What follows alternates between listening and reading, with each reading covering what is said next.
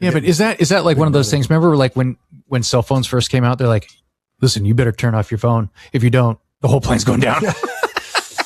Sarah still believes that. Like, she's all over me if I don't switch over to Can you imagine? They would be collecting everybody's phone. Follower. They would be collecting everybody's fucking phone. Recorded live from Studio 12A in sunny Phoenix, Arizona. You're listening to the Josh and Friends Podcast. Thank you for tuning in to the Josh and Friends Podcast. I am your host. My name is Josh. And this week, the show welcomes back Mr. Ethan McDonald. And we have a lot of different subjects to discuss from a list of things that were done back in the 80s that might be a shock to the younger generation of today. Things like corporal punishment in elementary school, or having to use phone booths to call people if we weren't at home, and having to gamble on buying music in just the hopes of the albums being at least decent. And I'll also pull out my old cardboard CD covers just to show you how they used to be sold in the store. So stick around for these conversations and more, and help me welcome back to the show. He is my old pal, the one and only, Mr. Ethan McDonald. Ethan McDonald. Hey, welcome Josh. back. Welcome back, buddy. Excited to be back in studio. It's always good to have you in the studio. It's the best. You like it? It's the best. As you can tell, we're just making trips down here all the time now, and you're a big part of that, buddy. It's a good time. It is. Good time. I like when you guys come down. It's like it's like we're back at Central. It's all sunny and yeah, sure. It's I don't remember many days of just pure sun. It said, to be fair, sun but blowing, like lots of wind. Well, wait. Where did we come from, though? Oh, true. Compared to the west side, it was way better in Central. Yeah. It was just dark and gloomy, and which I don't hate. I don't hate it. No. But yeah, it's definitely different. Yeah, definitely different. Is. What is it? Today's a nice 77 out there. A nice winter day in Arizona. So it's the best time to be in Arizona. Yeah. It's the best time to be in Arizona. It's lovely. So, okay. Now I did this show back with I don't know, it was last year sometime with Lee. I think it was with Lee. And we talked about, some of the things from back in the day that would be kind of hard to explain to the younger generation that happened back in the 80s and 90s. And I found another list of this. Oh, fantastic. And I was like, who better to have me on to do this than Ethan McDonald? Sure. Right? Let's hope I know what half of these things are. Well, yeah, it should be fun. It should be fun. So, okay. This list I found, now I didn't take all of these obviously, but it's called 50 hard to believe facts about life in the 80s from people who lived through it. Well, that's us. Yeah, that's us, right? Man. 80s and 90s, right? 80s and 90s. So what were the ripe ages of 5 through basically 15 during that time, I guess, or 14? I don't know. Yeah, our formative years. Yes, our very formative important years. So let's get right into this list here. So the first one they had on the list was that I don't know if this happened to you, but I unless I'm dreaming, this happened to me once and happened to several of my friends. But schools in most places can legally discipline students with corporal punishment. And it often takes the form of paddling, with a teacher or administrator using a paddle like this one. Opponents say it's a form of abuse, but supporters disagree and say it works. They may think about doing something, but when they think about corporal punishment, that fear will make them say, no, I don't think I'm going to do that right now. The report's authors say corporal punishment creates a violent school environment and is not conducive to learning. Did you ever get called into the principal's office and get whipped with the, or not whipped, but, spanked? No. And of all of your friends who probably got in trouble with the school, I probably take the cake, I'm guessing. I'm sure I got in far more trouble because I could see Lee being a pleaser back in those days. He's a sweet kid. He's gotten angrier and more ornery as life has gone on. Yeah. I got into a lot of trouble. Lee's kind of like Carlin, right? He's like, yes. He's just getting angrier and crankier all the time. For reasons we don't need to talk about right now. Lee. Sorry, Lee. Yeah, I love you, man. Yeah. So no, I mean, I could have gotten spanked, probably deserved it multiple times, but no, I don't recall any time getting corporal punishment.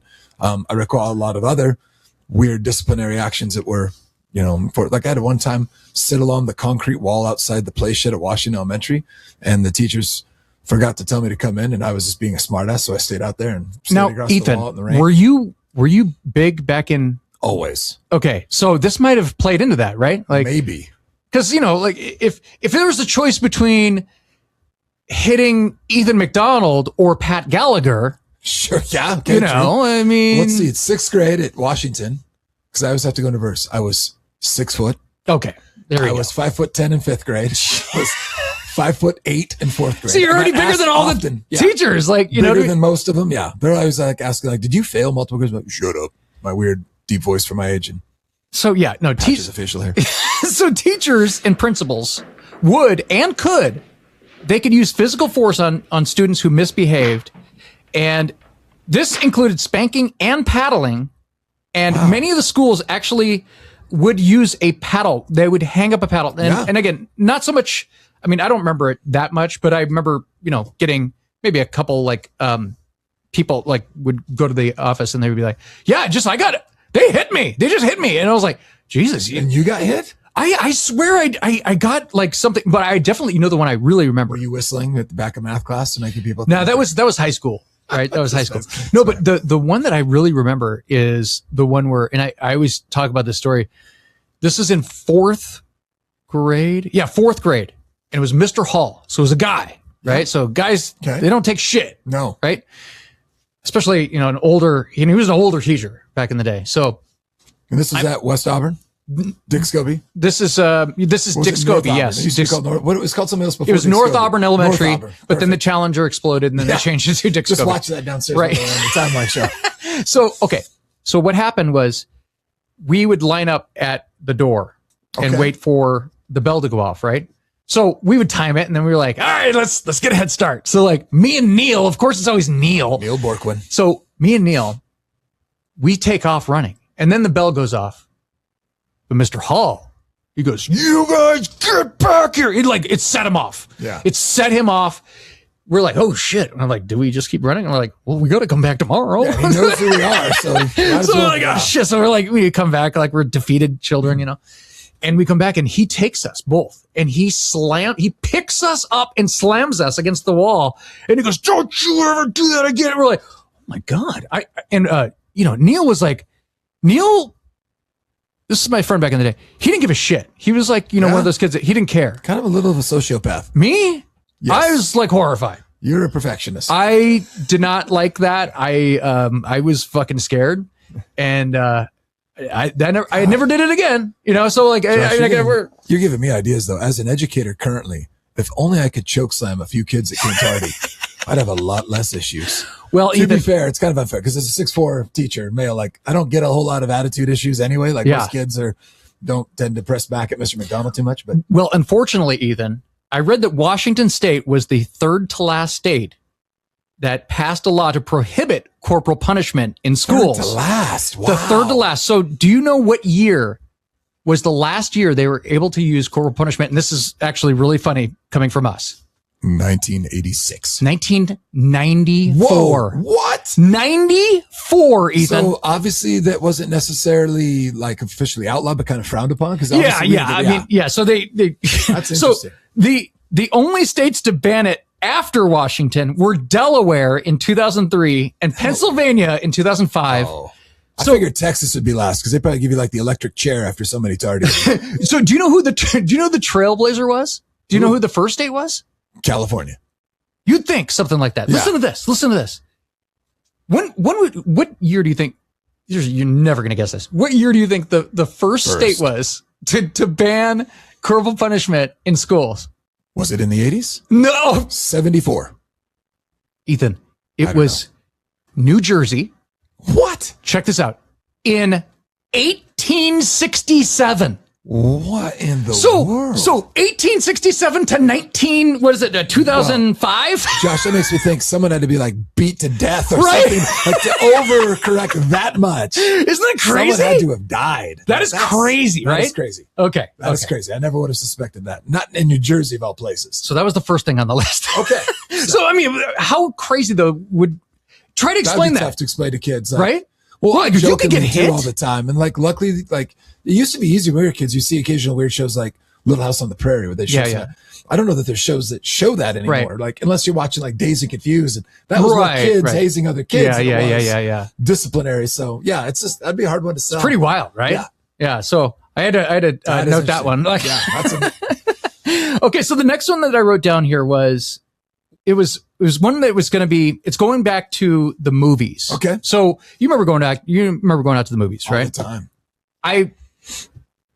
I mean, we went to the movies all the time. I remember there was this story about like when you would just come and pick me up. I didn't even know what movie we were going to. Nope. You're just like, we're going to the movies. I'm like, oh, okay. Like, Is that when I took you to go see Dust Till Dawn? yes. Yes. Oh, One of the so great. classics. So great. And I was like, I don't even know. I never saw a What I loved trailer. about you though, Josh, is you were always game. You were just like, I know. cool, I'm let's like, go. all right. Yeah. Never saw the trailer. Didn't even know what the hell it was, which is, by the way, the greatest thing ever. Cause that's two Can't movies. do that anymore, but yeah. Well, and plus, like, could there be any different of a movie that like that's two movies, Sure, it right? really In one. is. You're like- It is two movies in one. and the surprise, I'm like, what the hell is going on? People are changing into vampires. Yeah, it just gets nuts as hell. Oh, that's so Spoilers. crazy. Sorry. If you haven't Okay. seen it yet, that's your fault. So great. Okay, so going to the movies, much different experience today than it was back growing up. First, you couldn't just look up times of these movies like online. There's no such Remember thing. Calling right? a phone number, You had to like call you had a phone. to wait for the whole thing, Or you had play to through, see, a like- message. or get the little newspaper and like Yeah. see the little times in the newspaper. Yeah. And it, like you can't even like, and now you could pick your seats. You could Yeah. pick your seats. Well, and they recline. Remember, You like, can buy beers and shit and take it in now and stuff like that. That never existed. Like you had to sneak in food like some sort of like communist country, like hiding because we could never afford the popcorn. My mom would try to hide like little bags in her M&Ms are all melted. like- Exactly, nasty. So like, yeah. So I remember like there's a, the pre-recorded message. That was definitely a thing. Like, you know, Kramer reading off the, Hello, and welcome to Movie Phone. Kramer? did you ever go to the older theaters where like they're really big Yeah. and the screen is kind of like dull, but there's hardly any slope like there's like hardly any slope. Like, no, now the theaters are just like, you know, giant, like, you know, Stadium rising. yes. Kind of, yeah. But back in the day, like, boy, if you got there late and you had to shit. sit behind Ethan McDonald, your life was horrible because you ain't seeing anything. Lucky for most people that sat behind me, I slouched pretty considerably. So Well, hopefully you sat in the back. yeah. Hopefully you sometimes. sat in the back. But I only went to like a super old one. I recall like when we went, my mom took me to go see Star Wars and Empire Strikes Back Okay. with my cousin Jared in Canada. And it was like this old theater in Vancouver called the Stanley. It's like a classic. And so like I just remember seeing like, it was just the weirdest because it was large. It looked like almost like when you went to like the Paramount or something like where you normally have concerts, but they just had like a movie screen that propelled down. Wow. I mean, it was really cool, but it was not like a modern. No, because most of the time I went to AMC or what was it, Gateway Cinemas, the ones that were up in Federal Way. Yeah, right. That was our common. I remember one time my drive-ins. mom, it was probably someone at work, got her, sneak preview tickets to Don't Tell Mom the Babysitter's Oh, Dead. dude, what a classic. But it was the sneak preview was like in Des Moines or something like that. Oh, wow. So we had to like drive out to like this old ass theater and it was like huge. And I was like, what the hell? This is huge. But it was one of those very flat, Old school, like, flat. I was like, this is really weird. That is weird. Luckily it was a sneak preview and there wasn't a lot of people there. So, No, but, awesome, man. yeah. So another one was, and this kind of ties into it, payphones. You've seen 1-800-COLLECT on TV. Here's how it works. Thank you for calling 1-800-COLLECT. Enter the number you wish to call, area code first. Say your name. Chris. Please hold while we place your call. 1-800-COLLECT. Dial it today. Has Riker, do you know, like, has Riker ever used a payphone? Has he, I mean, Used a payphone, no, but we've talked about them often. Okay. Because like, Riker being a fan of, History. History, but being forced to be a fan too, because his dad, and just Yeah. the fact that one of my favorite things to do is always share old movies, music, all those things with him. Yeah. We would watch a bunch of these old movies, but then in particular, like series that have a lot of that nostalgia. Like he's really Okay, into right. Stranger Things, for example, right? And so like, seeing the pay phones and trying to explain, oh yeah, like you'd have to go call collect and like quit calling, like, what do you mean collect call? And having to explain this, or even like a rotary phone. Like, yeah. And if somebody had like, I think that's a Carlin joke, but if someone had like more than 1 0 in their number, it's like, I'm not even taking the time because it would take so long for that to click. Like just getting all these things to like let him understand and kind of like see that history. Great reference, by the way, Carlin in what's it called in the payphone in Bill and Ted. There we go. Bill and Ted's Excellent. Using it as the time machine. Yes, exactly. Yeah. I mean, and they're almost, other than some like the historic ones, like, you know, Riker's a spoiled turd. We've taken him a couple of our trips overseas. Yeah. Clearly the red booths and like, England or something like that, because they're iconic.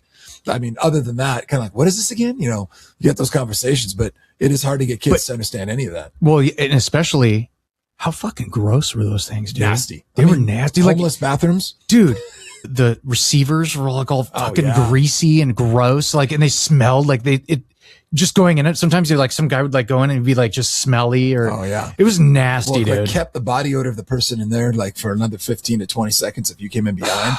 That's where you start to see a lot more of the open air ones, but they also got damaged and like, so I don't know, they were nasty. Oh, and then like, you know, how great is it that they invented cell phones? Well, like, so you don't have to use those fucking gross things anymore, or just make sure that you have like fucking money and like it's annoying. You watched the most recent Superman movie. What does the modern day Superman change from costume to costume? I don't even think they address it. They don't even talk about that. Like, you know, you have to modernize some of that shit because Superman is the most dated of all the Supermans, though. Like, you know what I mean? It's all the comic book people. It's the most iconic superhero, but it's also the oldest, the most dated. You know, he like works at a newspaper. You're like, what? Wow. What do you mean? What? He works at a new trending. What are you talking about? Social media. What is it, Dad? What's a newspaper? And he's going into a what? Yeah. A payphone? What? Well, that's the crazy thing. Yeah. Bill and Ted's. That's a good example. And it's like, it's also the most ridiculous too. You're like, he puts on glasses and he's like, oh my God, it's Superman. Wow. It's a whole different looking dude. Yeah. Is it? Oh, hey, Clark. Oh, yeah. Okay. Now here's one that might be hard to grasp for someone that, you know, is in this current generation. Okay. So let's say like a Riker or a Zoe. A Zoe, or a Riker, Zoe, yeah. So how we watch TV. So shows aired on certain days at scheduled times. Oh yeah. And if you fucking missed it, you're screwed. You are rerun if you're lucky.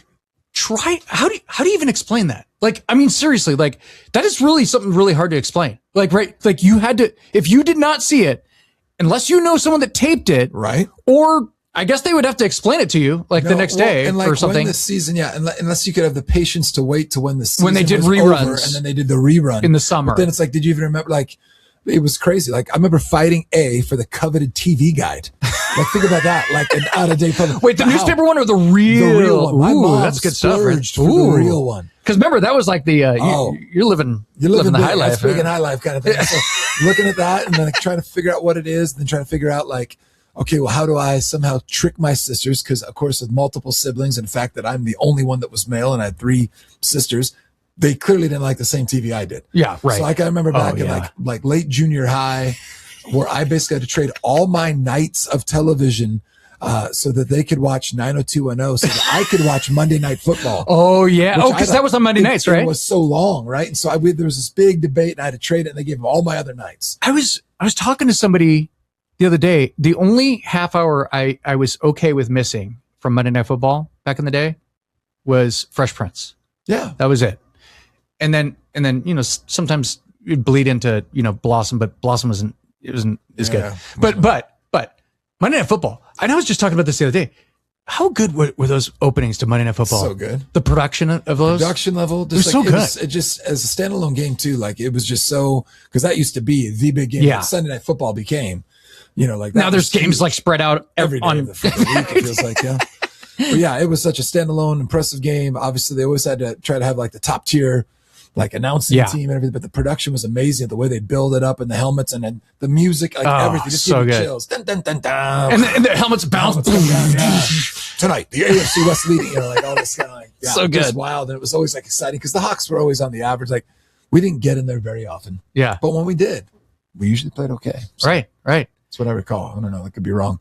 In recent times, we dominate like a lot of the times in prime time, but there was a time in the 90s that we probably didn't even get. No. That was a bad time. Well, and then like if VCRs were like so not reliable. Like No. you'd set a VCR if you could figure it out. You'd set a VCR and then it would record, and then it would like, if you're recording like a movie or like some sort of show, and then these stupid networks started doing like shows that lasted like 3 minutes after, or like you're like, start late. Wait, what is this? So then you would cut off. Somebody accidentally unplugged, like you didn't realize. So then they got. I mean, there was 1,000.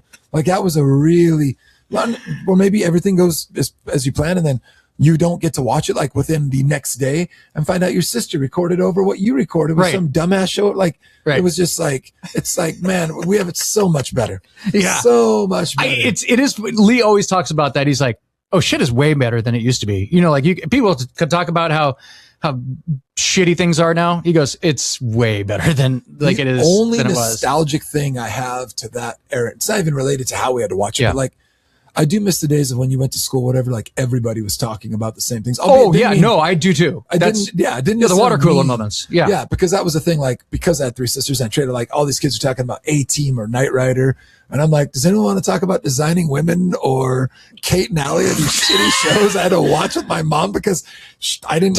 I had to watch these shows that were like just not Golden Girls. Golden Girls solid. It was legit. Yes, that was hilarious. Did you hear me and my brother talking about that? How, what do you think of my idea of if they rebooted that, bring the girls? I heard that with like the Friends girls.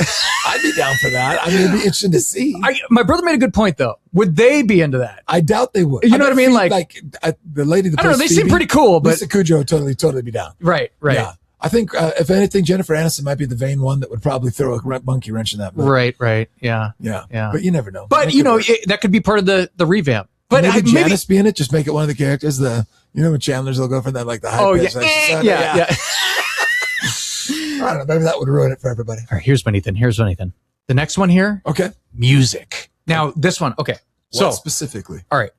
This goes right to what we were talking about, where, you can look up stuff, and now you don't have to buy music. But remember, you had to gamble on fucking albums. God, you had to gamble. So you'd hear the single, and you're like, ooh, remember how important the first single on an album, very, very important, right? So like they would release a single, like I don't know, like maybe like 3 weeks or a month before the album came out, right? And you're like, ooh, holy shit, this is good. So based on that, they were like, hey, this is how the album's going to sound. And sometimes it'd be complete dog shit. Yeah. And then other times it'd be a great album.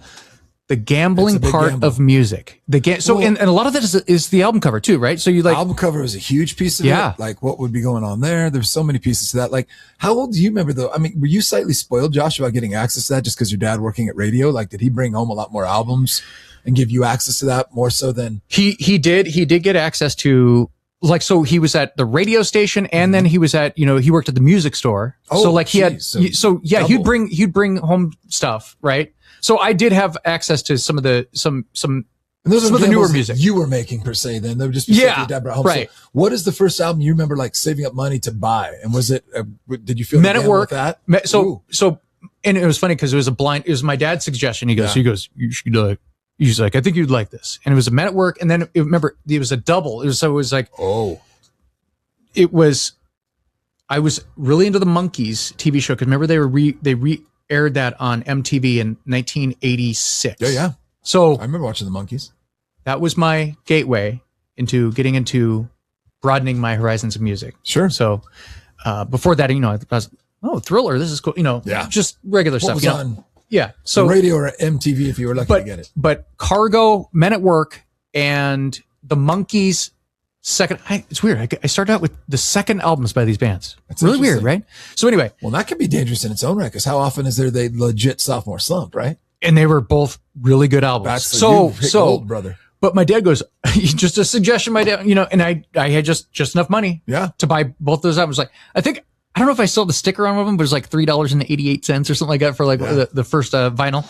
And so I got those. And I listened to them over and over and over. And like, that could be part of it. Yeah. Because remember, back then you didn't buy a lot of music. To listen to like the full album over. It's like, there's probably even albums, Josh, that weren't great, but we've convinced ourselves they were some because it's amazing through just being exposed to something over and over and over, how it can grow on you. Yes. And like, and remember how expensive albums were like back in the day? Like, well, that was my hack that I got early, is like, because those are used albums. I'm talking about like the newer CDs and stuff when that came I did out. used albums. They were was kind of crazy. a hack. There just wasn't very often that I went and bought something new. Like even when we were like in early college students, like we would go to like a Blockbuster Music and listen to it to make sure it is good at a time where you could start to do that before we'd invest. But then we would never buy it there. Yeah, you go to the warehouse. We would drive to Warehouse Music, or sometimes to the pawn shops. Or I remember just going, like when I was first getting into buying and collecting my own music, because I started to kind of like, I don't know, get my own taste, I guess 12 or 13, was the swap meet. Because I go up there to Jeremy Noyce all the time. Yeah. And that was the first time I took the time to, and like you said, album covers. I literally bought the cassette tape for Iron Maiden Power Slave. And it was just because there was a cool freaking Egyptian temple. It does look so fucking awesome, man. The hell I was getting into. And I listened to the first couple times and like, what is going on? And but then like, listen, front to back, auto reverse on my little boombox that I borrowed from my dad's and put in my room. And before you know it, I'm like, oh, and that was not expensive at all. And I started realizing, because like I would love going to Hunters and Collectors to look at albums. And go, like, I want to take this risk. And then I go, but when you were paying $1 or 75 cents for cassette tape, it was a hell of a lot less of a risk if you were setting up, because they were expensive as hell. They were expensive. And too many times I still did that. I'd hear a band live later, like early teenage years, and go, this guys sound awesome. How many bands sound amazing live? Oh, then you go buy it and like, what is this shit? Yeah. This is terrible. Or they're produced like in a way that doesn't benefit their sound. Like I remember I saw, this is before her album came out, Jewel. I saw Jewel on a live, because she became big from doing live, kind of like sets in sets, yes, coffee shop style. And Jen actually saw her before, like a couple of years before, like she'd play down in San Diego and stuff like that. Oh wow!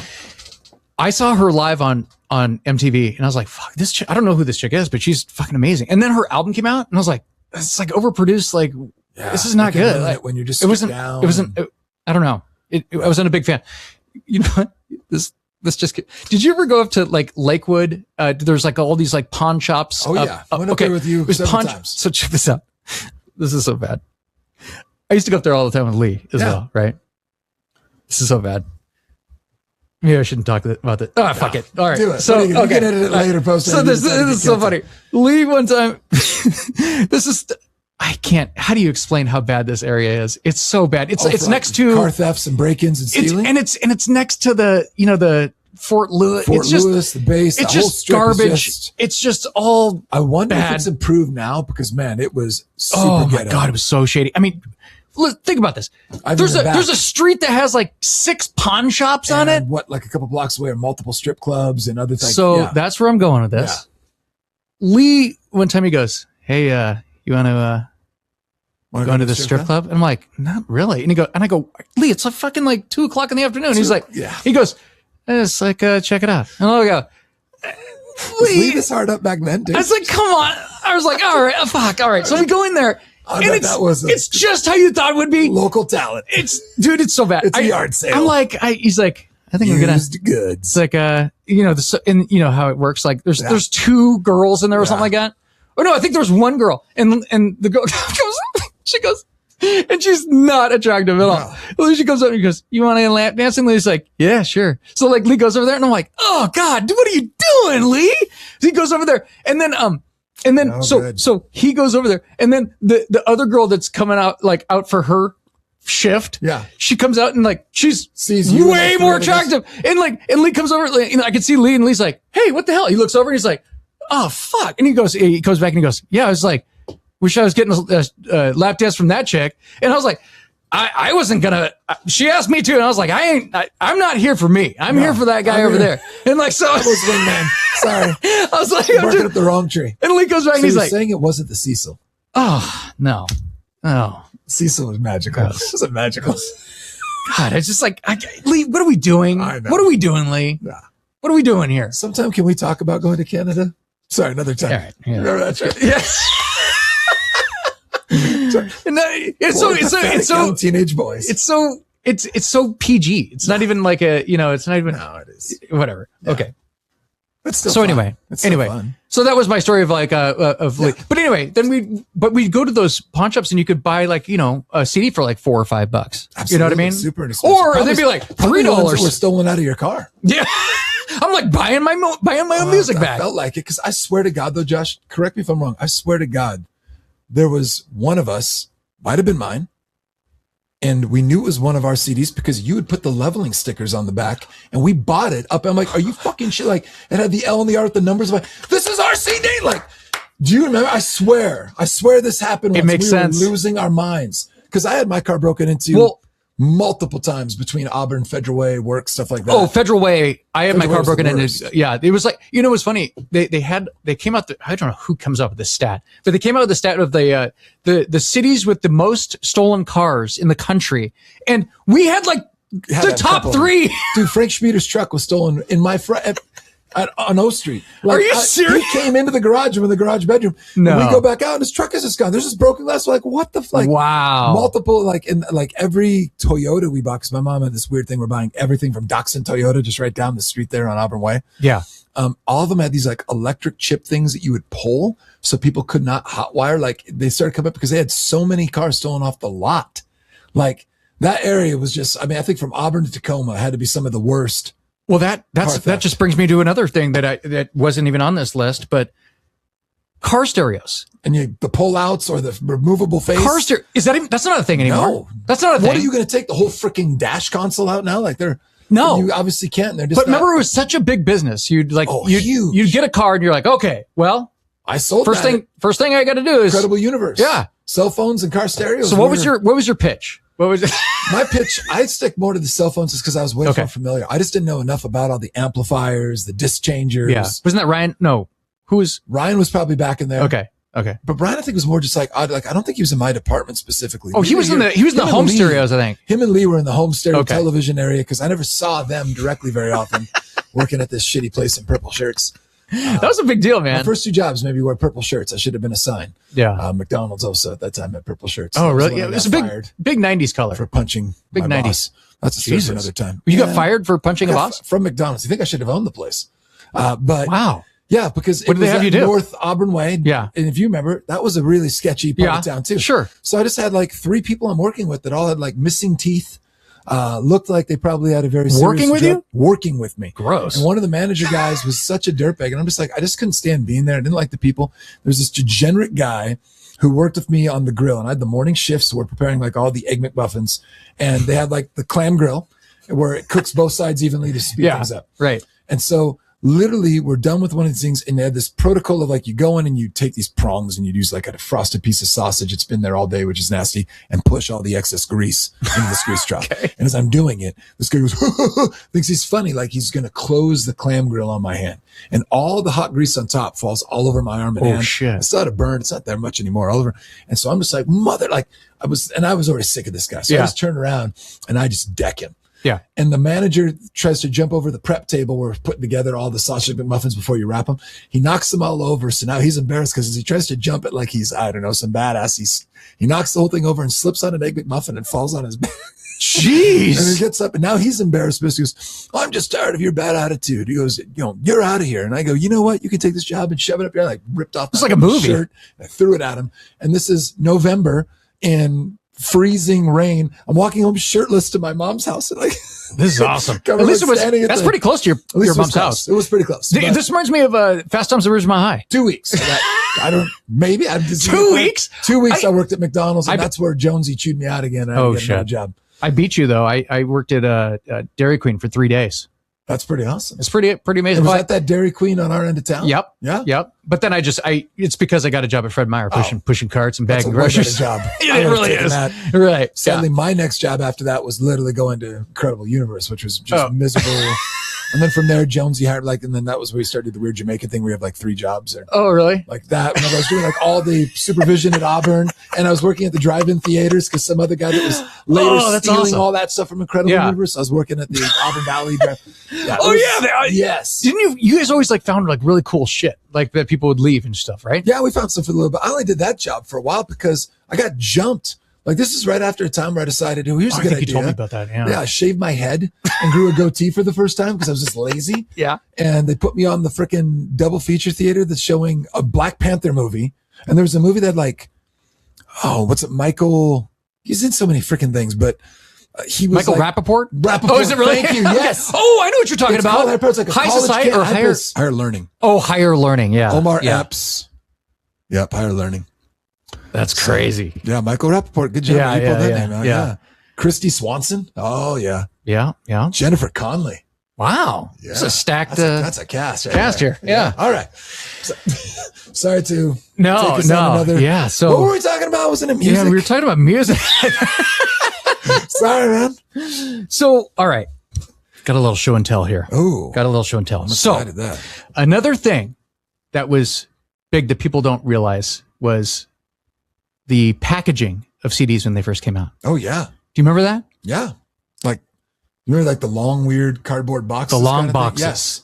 And you know what's funny? Is I found mine the other day. Really? I kept a bunch of them, but they switched. They switched to like the plastic ones, jewel cases, and then they switched to just plastic, just over the actual CD.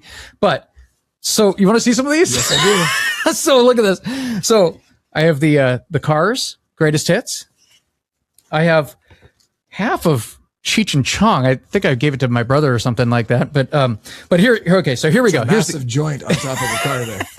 Massive joint. So all right. So let's check. These are wild. So I bought all these. This is funny. Like, it's funny that I have these, but all right. That's so crazy that you kept all these. Here's the Beach Boys. That's one of my first ones that I ever bought. Check this one. Check this out, dude. Look at this sucker. Whoa. Michael Jackson. There's a lot going on. Michael Jackson Dangerous, 1991. That's a lot going on there, man. After I got the first Beatles one, I started buying all the Beatles ones. Got the We All Live in the Yellow Submarine. Got the Imagine soundtrack. Yeah. I got more Beatles. Beatles. The Beatles ones were kind of boring, but yeah. Got more. So what was inside of these? Remind me. Was there like some basically sort of a plastic case? Remember it was just the very top had the CD in it, and then it was like a thing at the bottom that just had like a thing, or that it basically just because it was just a square, so it was like this. And then wild, it had a man. thing at the top, and I just I don't know why I just kept them, but I was like, it's kind of like a album art, I guess, I guess, yeah, it was. So here, I'll just go through more Beatles ones, but so when they had this packaging, Josh, they still have like the little, when they had the jewel case and they'd have the little sleeve inside, and that was all still there. You know what? I don't know if it did. Didn't have that. Okay. I don't know if it did. Wondering. Yeah. Because I didn't get many CDs that were like this. I think by the time I could afford CDs, more Beatles. They might have been to jewel cases by that point. I'm trying to find the one that I started with here. Wow. Got Paul McCartney's greatest hits. That was Oh yeah. Was this after the first or second time he's arrested for having weed? That was after. Yeah, I was watching that down on the timeline. Another John Lennon. Okay. John looks a little sad and tired here. Yeah, he does, doesn't he? Yeah, I always thought that too. I was like, Jesus, man, had a rough night of drinking. They're like, you're going to post this picture of me someday on a greatest hits? So, all right. Beatles, nice. More Beatles. It's the Beatles White Album. Oh, wow. Okay. Just Beatles keep coming here. Okay. You weren't a Beatles fan of any kind, so. Yeah.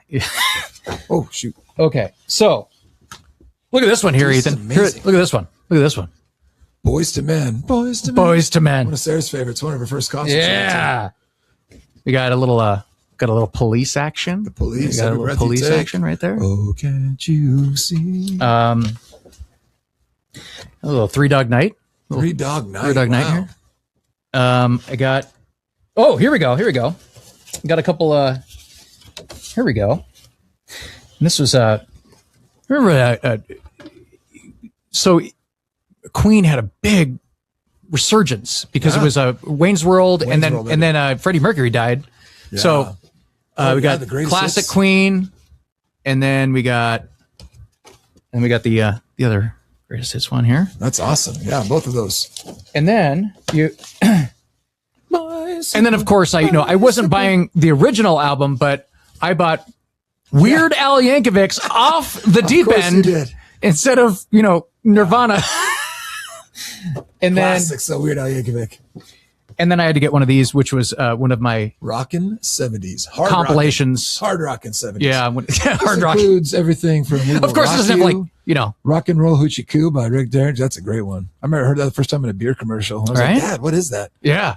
That's where I used to learn a lot of my good classic rock music for the first time was those beer commercials during this football games we had a lot. Yeah, he just died last year. Bus and the Magic Bus. Brother. Yeah, good stuff. Oh, yeah, that's good stuff, man. But anyway, I just wanted to show you those. It's kind of funny. Talking about old weird things with packaging. Yeah. Well, just the fact that, like, to our age, it was weird to come across a 8-track, right? Like the 8-tracks were weird to find, and yet that was such a constant. Like, think about like what our parents went through from everything from the vinyl to the 8-track to cassette tapes to CDs. And I mean, there's all these debates, Josh. I mean, do you still think that vinyl sounds better than anything when you play it, or it's just so like not convenient is what I feel? Or do you, it's not convenient. Streaming's way best. It can have, pops and scratches in it. So it's like, it's one of those things where I'm like, I'm not that crazy into the crazy sound. Like I've seen these guys online that have these insane setups where I'm like, that probably costs more than my house. Yeah. That's crazy. That is insane to see that setup. But it's funny because like they have those, when they went from those boxes, they originally had those boxes because, CDs at the time were so new, people were stealing that shit, so because they were pretty expensive. Yeah. Very expensive. So, and then when they did go to those white plastic ones, it was like, they had the detector things in it where like it would, go up, have the security alarm stuff. Yeah. And then they found that you could put one of those little tiny ones in there in just a regular clear like case. A little magnetic. Yeah. So it didn't really matter, but anyway, so I thought that was kind of fun. I was like, I brought this up because I found those, I found this the other day. I was like, oh my gosh, whoa. And I thought about, the podcast that we were going to be doing. And I was like, oh, I could work Let's totally work this in. Yeah. So that is all right. Ethan, do you remember when was the first time you took a flight, like an airplane flight? Oh, wow. Do you remember? Yeah, very first time ever. I remember the return flight better than going down, but we went to, I think it was like 8th or 9th grade. My mom took us to Disneyland. Okay. And the reason I remember the return flight, it was that the 76ers had some issue with their plane and members of the 76ers had to be put on our plane. Whoa. And Charles Barkley, which was always no my way favorite basketball player, but more importantly, I saw Manute Bol sitting in first class right in the front, which was one of the strangest looking human beings. That is crazy. Ever. With the weight of the problems of the Sudan on his mind, Manute has tried to keep a positive outlook, and he receives a lot of help from his teammates. Charles Barkley and Rick Mahone, they are the funniest basketball players in the world. They are. We call him ugly all the time. He has to have a good sense of humor if he looks like that. So that's why I remember you took a flight with the 76ers? Just because something happened with their team plane or something weird. They that's were awesome. Plane, apparently coming up to Seattle after, I don't know, probably playing the Lakers. Right. That's awesome. It was just, I remember that very vividly. Being too afraid to go and ask anybody for signatures. I just never liked inconveniencing people. So right. But just going, whoa. So that's, but that had to be it. So 8th, so what, 15, 14? Okay, so that's right around this. Okay, so the reason I bring that up is because try to explain that the fact that you're on an enclosed thing in the air, and they used to smoke on these flights. They used to smoke. The smokers have won, but in this battle, the smoke hasn't cleared. Many passengers without the nicotine habit say their fellow flyers should skip their cigarettes, especially on short flights, like this one between Miami and Orlando. Time in the plane about 50 minutes. The smoke permeates the whole cabin. It's bad for the smokers. It's bad for the non-smokers. It's even worse for the non-smokers because they are bothered by somebody else's bad habit. Smoke irritates me. My eyes start to water. It's hard to breathe. I just don't feel good around it. The proposals voted down today would have stopped all smoking on short flights like this one. But the CAB feels the airlines are doing a good enough job by separating non-smokers from smokers. Any more restrictions would be too much of a headache for the airlines, the government says. But nearly all of the smokers we spoke with said if they had to, they could part with their butts for a while. I appreciate everyone else's right to breathe clean air and whatever. It's a habit. I can break it. It really doesn't matter. The airlines say their barriers are enough, but some flight attendants boldly admit those barriers can't do the job. I I kind of feel like I'm in the bottom of a coal mine, like I'm an old coal worker with all the smoke a lot of times. I know most flight attendants do have sinus problems. Ironically, the CAB is scheduled to go out of business at the end of the year as the deregulation of the airline industry continues. And without new laws from Congress, when the CAB goes, so do the rules on smoking. In the air between Orlando and Miami, Alan Mendelson, News 4. Smoking in general is just like one of my biggest pet peeves. And there's nowhere to go. Like, you know, in a restaurant, like if there's an outdoor section or something like that, you can like escape. But do you remember even that though, Josh? There used to be a time in our lifetime when you could just smoke freely inside a restaurant. Right. There's just ashtrays sitting at bars. We always talk about that. Yeah. Yeah. Just like I've always had, because my parents were smokers, like I always reeked of this habit that I never had. And therefore to this day, just hate it. Like, I'll be honest, man, as much as I love my wife and as beautiful she was in college, if she would have been a smoker, that would have been the ending deal. I was like, nope. Which is weird just to throw everything out because of one thing. Yeah. But that was that big of a deal to me. Like I had such a knee-jerk reaction, just disgust and anger. Yeah. Smokers. Kissing an ashtray. Oh. Yeah. Right. No, but like, so smoking on airplanes started being phased out in, I guess, 1988 on shorter domestic flights of, it says under 2 hours. But it wasn't. It's crazy that it's this late. It wasn't until February of 1990 that they banned it on all domestic flights. And then in 2000, it was banned on all international flights. For international. Those Europeans. Yeah, right. Sophisticated. Yeah. So, but that's wild, man. Like, it's funny because like, you'll still see like a little smoking thing. You're like, when was this plane built? I know. Acknowledge the no smoking sign. I'm like, what? Like, that's weird. Well, then, like, we just heard, wasn't on this flight that we took to Arizona because that's a small little rinky-dink airport that we come from and land here in Mesa. But there was a plane that we took relatively recently that was like warning, like, we have vape detectors and all that. Like, and if you do these things, this is a federal offense. I was like, damn, this is like getting serious. Can't vape in the back. Like, Jeez. It got super like all these vape detect. I was like, wow. Yeah, but is that like one of those things? Remember, like when cell phones first came out, they're like, listen, you better turn off your phone. If you don't, the whole plane's going down.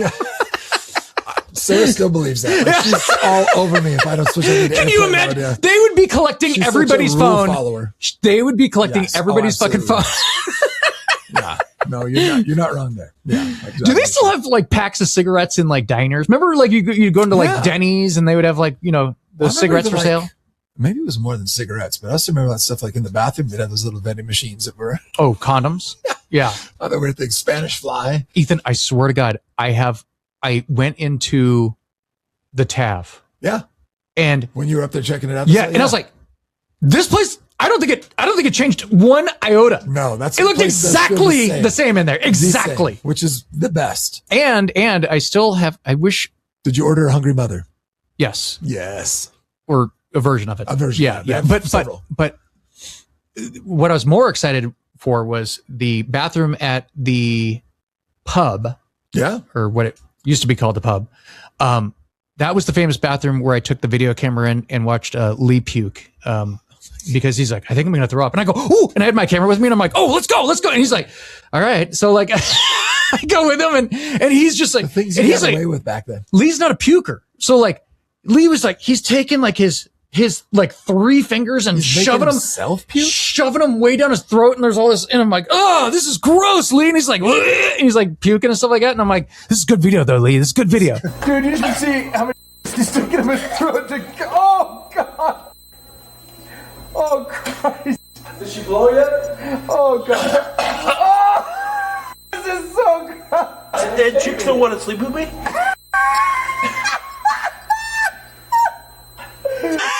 Luckily, you were a sympathy puker. You start like, so gross. It was so gross. Terrible. Yeah. But the bathroom, it looked exactly the same. I was like, this is where I was standing. I was standing right over here, and I was getting a good shot because I was like, I did to get him going right in the toilet. Yeah.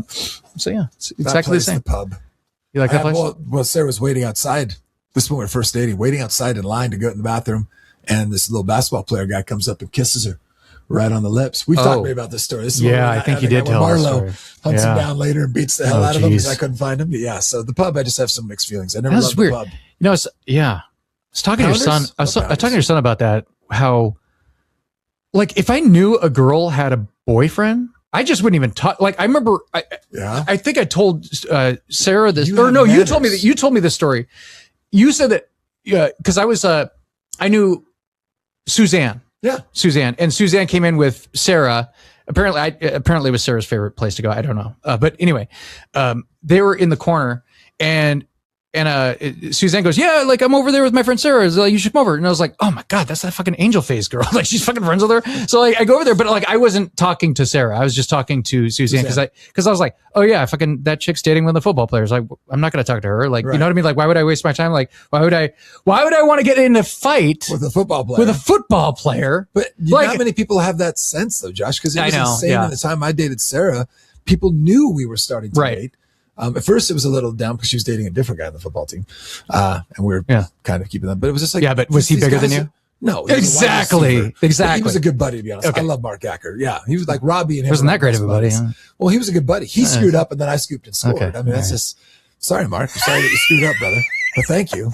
Happily married now for going on 24. There you go. There you go. It all worked out. It all worked out. He's happily married now. Okay, but at the time, it was just crazy. Like the number of guys that would just bold-faced go up, hit on her, talk to her, like, and almost turn and look at me, buy a drink, and just trying to provoke me.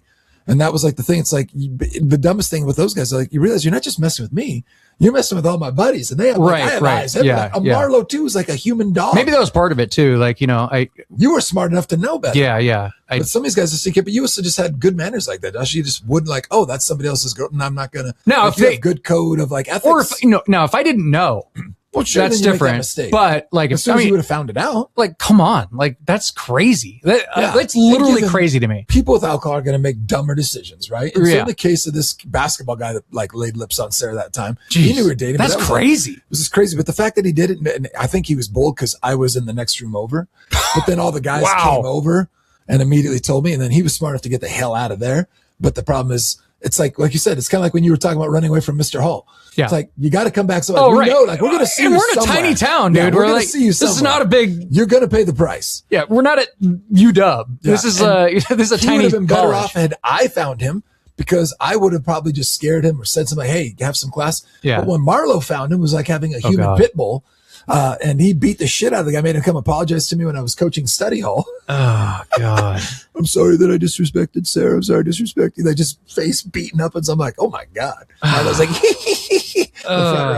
felt bad for him. He took a rough beating. That's crazy, man. Okay, so. Sorry, back to. No. So another super weird thing that happened back in the day, and I think my brother, we were talking about this the other day, is that, and it might be very specific to our area, like growing up in Seattle in the 90s, where, growing up in the 90s in Seattle, awesome for music. Yeah. Not for fucking Seahawks football. No. Not for football. No. So, like, if you were a Seahawks fan back in the day, think about this. Almost all of our friends, almost every friend you could think of, rooted for somebody else. You almost had to, because our games were blacked out, which is weird. I had season tickets at that time, so I was always a Raiders fan. Yeah, and a Seahawks fan because my dad got tickets. Do you still have your tattoo? Yeah, I do. Where's up here? Yeah, the back of the right shoulder. What, are you embarrassed about it, or? Well, no, I'm just not embarrassed. Like, why are we talking like this? Why are we? I don't know. It's just. I wish of all the things embarrassed. I wish in like a better judgment as a world and wouldn't have gotten a sports team tattooed on my back. With what does it say?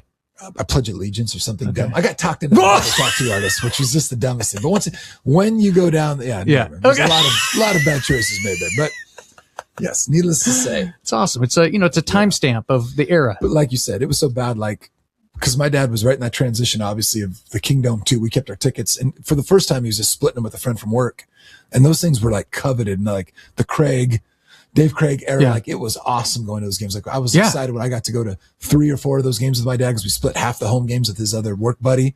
And then we took them over because they got really cheap because we got really terrible.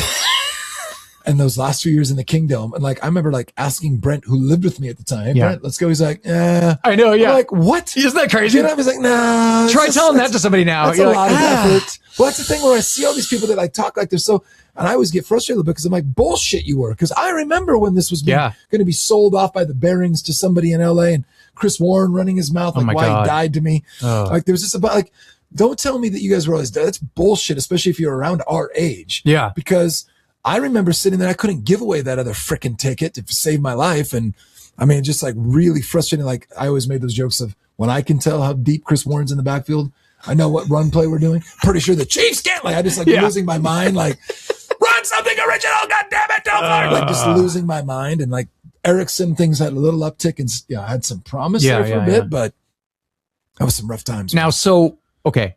If I name one of our friends. Sure. I'll tell you what team. Yeah, like you already know where I'm going. I know. All right. So me, obviously.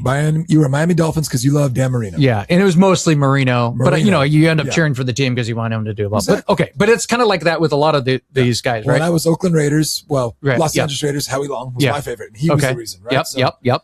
Brent Kipling was the Detroit Lions because he loved Barry Sanders. Ryan Dunham was the Buffalo Bills because I'm assuming Thurman Thomas or Jim Kelly. Do you remember my brother by any chance? Do I remember Andy? Yes, I remember. Well, you remember his team? And this is again, he's a little younger than you. It's because of the player. Sure. And give me the position this player played. DB.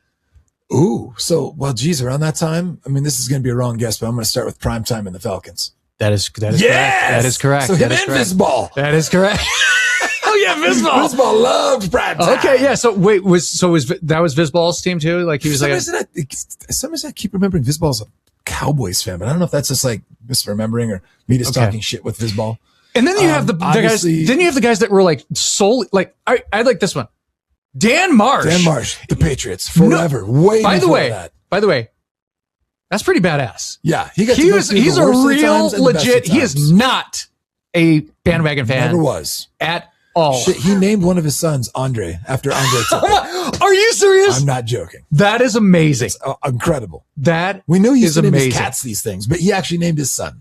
That is amazing. I did not know that. Son is Andre. That is amazing. Yes. Oh my God. God bless you, Danny. You were one of the best human beings ever. So great. I love you, man. Any other Mo? I mean, given he was more East Side, but he was a big Steelers fan. Danny's brother was Steelers. Yep. So Jason, trying to think.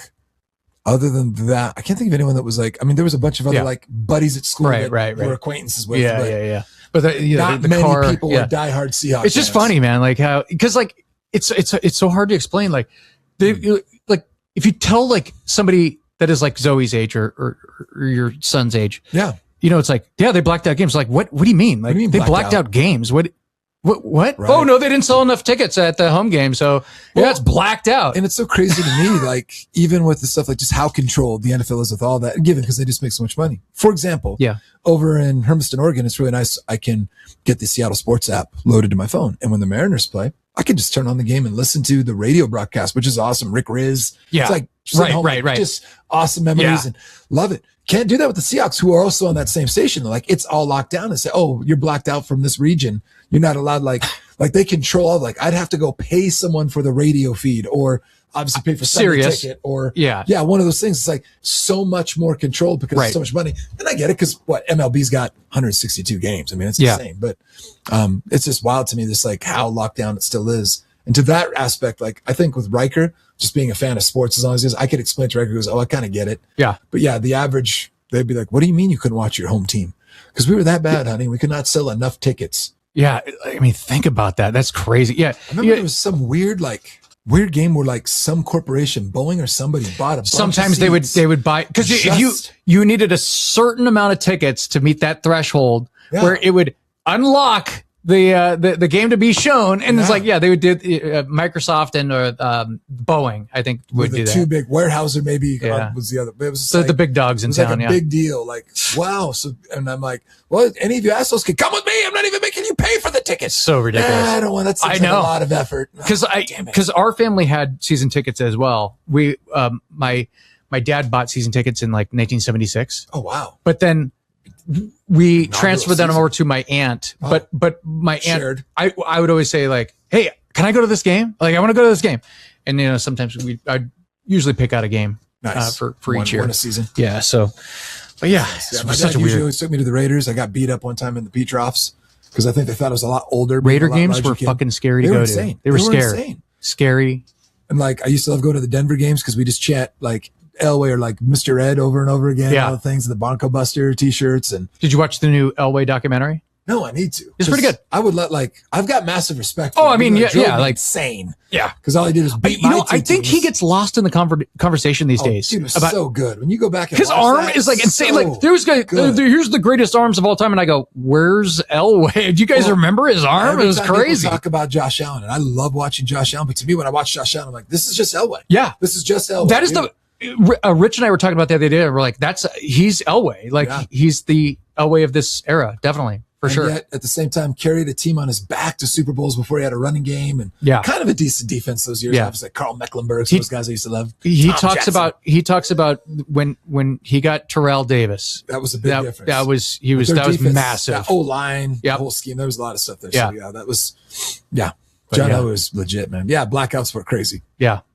So anything any other crazy stuff that you could think of from back in the day that would be hard to explain to the younger generation? I mean, there's so much stuff. So much. It's like trying to come up with something specific. But let me think about it, because while I was waiting in the green room to film today, I was having fun watching the Weird History Timeline. Yeah, there's series on YouTube. Great show. By the way, incredible. Great show. Check it out sometime.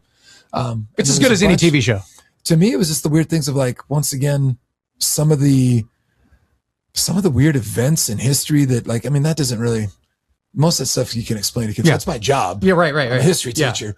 But like, it's the weird stuff, like the technology stuff, where the kids are always blown away when we see, like, they have this video series we watch called The Century, and it was like made by ABC in history, and they do a great job of showing like the social context along with all the political and like the foreign policy. They kind of mix it all together. But just seeing, like, for example, like when you think about like playlists of music, when I try to always be authentic when kids come into the room and play music for that genre, if it works. Right now I'm doing world history. It's tougher to do. Yeah. So like if we're in the 70s, good 70s playlist. Probably need you to vet it and tell me what I'm missing.